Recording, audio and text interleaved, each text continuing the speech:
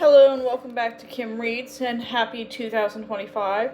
So I want to start off the new year with a new story. I'm going to read the Kaya stories.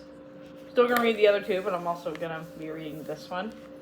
So our first story, here's Kaya's Friends and Family.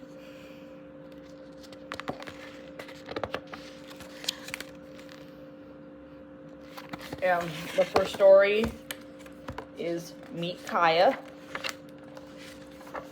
Chapter 1, Let's Race. When Kaya and her family rode over to the hill into Wallowa, the valley of the winding waters, her horse pricked up her ears and whinnied. Answering whinnies came from large grazing herd nearby. Kaya stroked the smooth shoulder of her horse. "Go easy, Steps High," she said softly. "We'll be there soon." But Steps High whinnied and began to prance, stepping high, just like her name. Speaking Rain's old pony whinnied too. A sickness in Speaking Rain's eyes had caused her to lose her sight, so Kaya held the rope of her pony. "I hear so many horses," Speaking Rain said. "What do you see, Kaya? Tell me." Because Speaking Rain's parents had died, she lived with Kaya's family and was a sister to her. Kaya studied the white-peaked mountains, the broad valley, and the shining lake so she could share the beauty of this beloved place with her blind sister.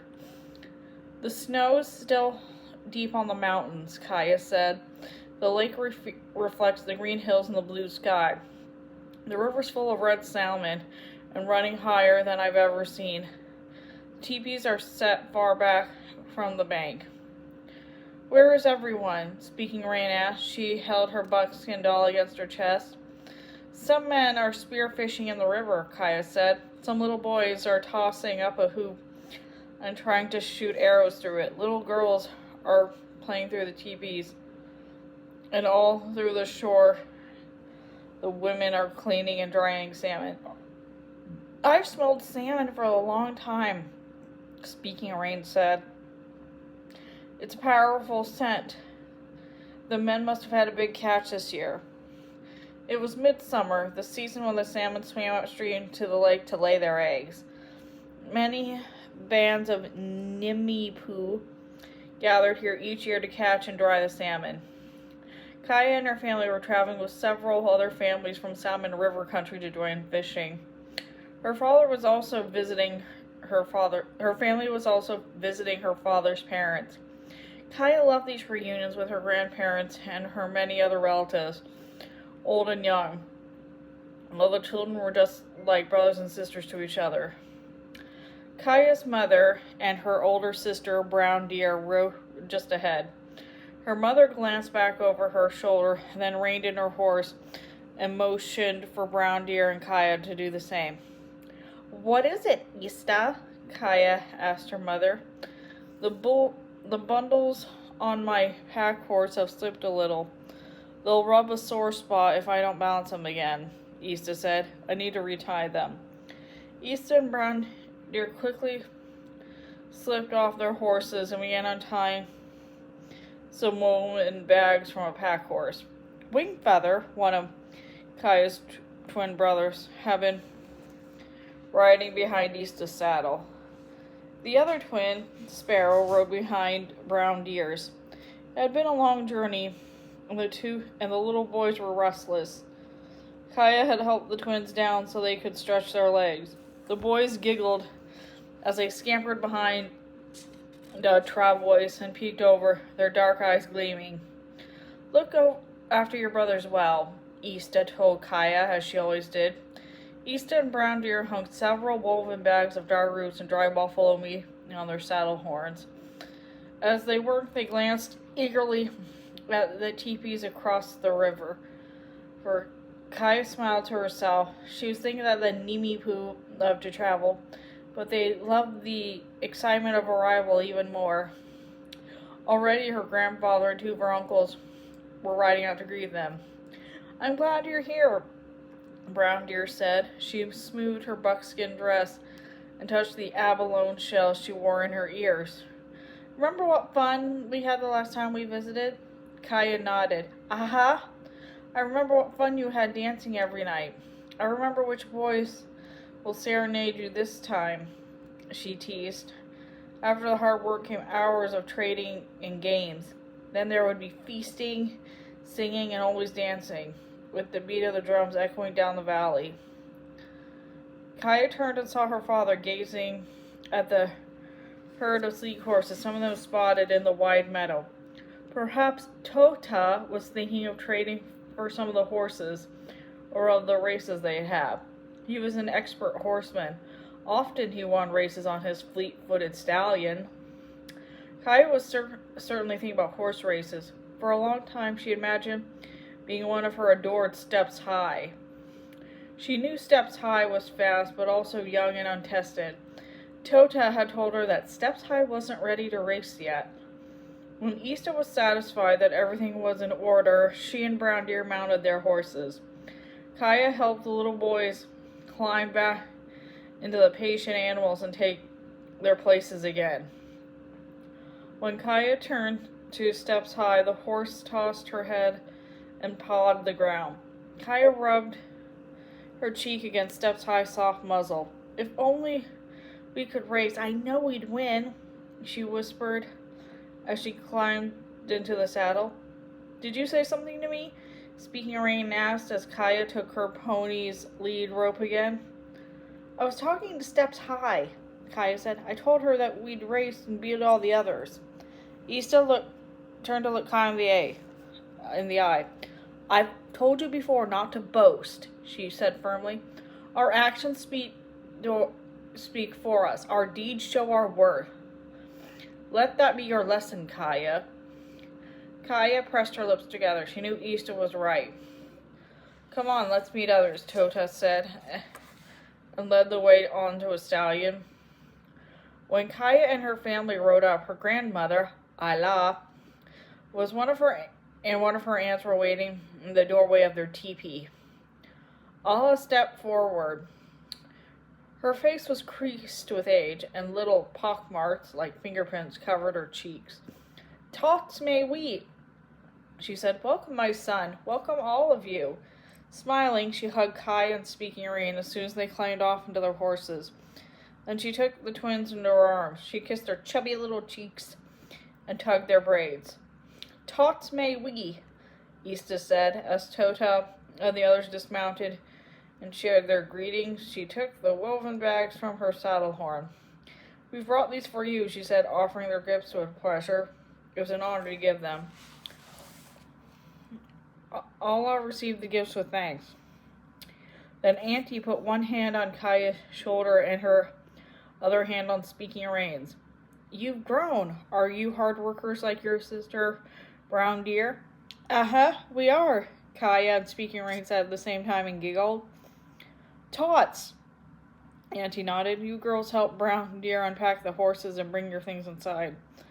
Kaya and Brown Deer carried their bundles into the teepee and placed them across from where their grandparents slept. Speaking Rain stacked the bundles neatly along the wall of the teepee.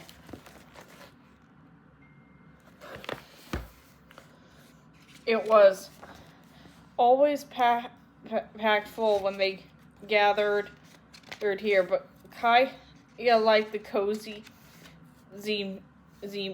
and tool mats that covered the teepee, let the cool breezes and light. After the women and girls had put everything in order in the teepee, Easta allowed Kaya to take Speaking Rain and the little boys to play. Remember, it's your job to look after your brothers, she reminded Kaya. Kaya knew there were dangerous animals about. She knew about the stick people, small, mischievous people who might lure a child to wander too far away into the woods. Uh-huh, Kaya said, I will. She led Speaking Rain and the twins to a group of boys and girls gathered in the shade beside the river. Raven, a boy a little older than Kaya, was playing a game with a length of hemp cord. Here's what happens when Coyote went to put up his teepee, Raven said. The twins watched wide-eyed. as Raven's fingers fleshed, weaving the cord into the shape of a teepee. Then with a tug, he made the teepee collapse. Coyote worked too fast, he said. He didn't tie the poles properly, and his teepee fell down on him. Everyone laughed, and the twins squealed at the fun. Raven leaned back on his elbows in the thick grass. I see you have a new horse, little sister, he said to Kyle. She's a pretty one.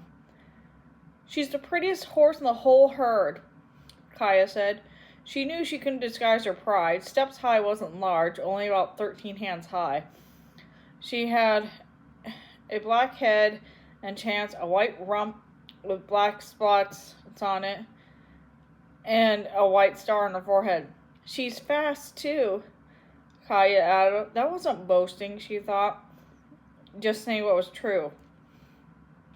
Foxtail squatted beside her. He was a bothersome boy who could be rude. He was always following Raven, trying to impress the older boy. Your horse looks skittish to me, he said to Kaya. Why would your father give you a horse like that? Tota didn't choose my horse, Kaya said. My horse chose me. Foxtail laughed and slapped his leg. Your horse chose you? How? One day I was riding by the herd with Tota, Kaya said. Billy kept nickering me, so I whistled to her. She followed me. She came up to me and pushed her head against my leg. Tota said that she meant to be my horse. He worked with me so I could ride her. Is that a true story? Foxtail demanded. Ask my father if it's true, Kaya said. I believe you, Raven said. But you say she's fast. Should I believe that too? I haven't raced her yet, but I've run her many times, Kaya said. She glides over the ground like the shadow of an eagle. Foxtail jumped to his feet. Like an eagle. Big talk, he said.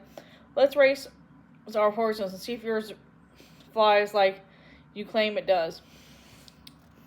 Yes, let's race. Raven got to his feet too. Kaya had an uneasy feeling. I shouldn't have boasted about her speed, she thought. I've never raced her. My horse is tired now, she said hesitantly. She's not too tired for one short race, Foxtail insisted. Maybe your horse isn't so fast after all. Kaya felt her face grow hot. Her horse was as swift as the wind. She was sired by Tota's fine stallion runner. Kaya stood up. Speaking Rain, could you take care of the twins for me? She said. I know it's my job, but I want to race. Speaking Rain was braiding strands of grass into bracelets for the little boys.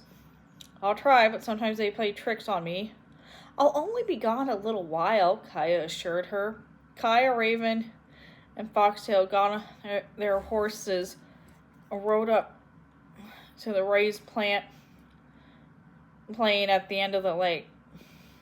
Often, people held celebrations and races here on the level ground, but today Kaya and the boys were alone. Now that she decided to race, Kaya was eager to begin. Steps High seemed eager too. When Foxtail's roan horse came close, Steps High arched her neck and flattened her ears. When Raven's chestnut horse passed her, she trotted past her. Raven reined in his horse. We'll start here. When I give the signal, we'll race until we pass that boulder at the far end of the field. He held his hand high. Then he brought it down, and they were off. The boys took the lead, stones spurting from under their horses' hooves. They lay low on their horses, their weight forward. They ran neck and neck. Steps High bolted after them, but swung out too wide. Kaya's pressed her heels into the Steps High sides. Then she gave Steps High her head, and her horse sprang forward. Kaya, thrilled to get her horse, gathered herself, lengthened out, and galloped flat out. She was running as she had never run before. Her long strides were so smooth that she seemed to be floating. Her hooves barely touched the earth. Her dark mane whipped Kaya's face. Grit stung her lip. She clung to her horse, barely aware they caught the other horses until they passed them. She and Steps High were in the lead. Then suddenly Steps High began to buck. She plunged head down, heels high. Kaya grasped her mane and hung on. She bit her tongue and tasted blood. Steps High bucked again. Raven spun his horse around. He was beside Steps High in an instant, grabbed the rein. He pulled the horse sharply to him, and in the same motion, he halted his own horse. Steps High skidded to a standstill, foam lathering her neck. Kaya slid off. Steps High's eyes were wild. For a moment, she seemed to have never been tamed at all. Kaya's legs were shaking so badly. But her first thought was to calm her horse. She began to stroke Steps High mane's trembling head and neck. Foxtail came galloping back. I knew that horse was skittish, he cried. She just proved it. She proved she's fast too, Raven said. Kaya wanted to thank Raven for coming to her aid, but her wounded pride was a knife to her chest. She could hardly get her breath. Leading her horse slowly to cool down, Kaya silently walked away from the boys. When Kaya had rubbed down Steps High, she turned out her horse to graze. Then she started back through the woods, heading toward the river. Her feelings were all tangled up like a nest of snakes. She was excited that Steps High had run so fast, but she was disappointed that her horse had broken her training. She was relieved that she hadn't been bucked off, but she knew the boys hadn't seen her lose control. She knew she shouldn't have boasted, but she also wished she could have just made good on her boast and won the race. When Kaya glanced up from nursing her hurt feelings, Foxtail was coming down the trail toward her foot. He stopped right in front of her. You told us your horse chose you, he said with a smirk. Would you choose her after the way she tried to buck you off today? She's the best horse ever, Kaya said. She can run faster than your horse, and I can run faster than you too. Want to race me now? Foxtail cocked his head. The first one to the riverbank wins, he cried. He turned and sprinted away down the path. For a little while, Kaya was right on his heels. Then Foxtail left the path, left over a log, and took through the woods. He must know a shortcut, Kaya thought. She followed him. But she couldn't keep him in sight because he jagged in and out of the shadow. Was that dark head beyond the bushes? Now she was uncertain which way to go. She stopped to listen for the sound of the river for her guide. She stood in a gloomy clearing surrounded by black willows. She listened for rushing water. There was only silence. No wind blew in the leaves, no flies buzzed. All she could hear was her heartbeat, and a twig snapped behind her. She whirled around. Did something just duck behind that tree? The shadows around her seemed to waver away. Was it the stick people? Had they led her to this part of the woods? Kaya held her breath. She knew the stick people were cunning and crafty. They were strong, too. She heard they could carry off a baby and leave it a long way from its mother. A flock of jays cawed, or was it the stick people signaling to her? They seemed to be saying, Forgot! Forgot! Kaya shivered. What had she forgotten? Then she gasped. She had forgotten her little brothers. Kaya should never give him the job of speaking rain. The boys were 4 winters old. Just the right age for mischief. Kaya must get back to them at once before they got into danger. She knew she must leave a gift for the stick people in return for their help. They became angry with people who didn't treat them respectfully. She found rose hips in a bag. She wore them on her belt and placed them on the moss. Then she began running back to the way she'd come. That's the end of that chapter. See you later.